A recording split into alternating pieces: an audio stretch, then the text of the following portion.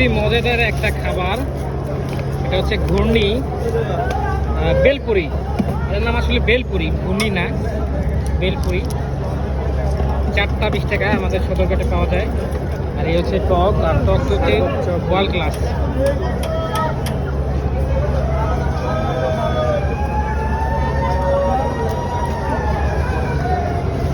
একটু টক দেন ভাই, উপরে দেন টক দেন আর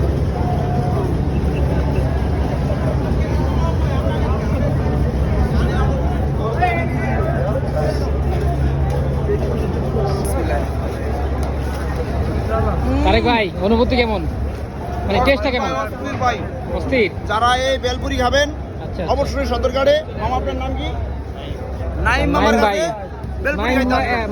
নাইম মামার বেলপুরি। পাগলা নাকি পিনিক, এটা কি দেবো, কি নাম দেবো? পিনিক। পিনিক খেতে চলে আসুন সদরঘাটে।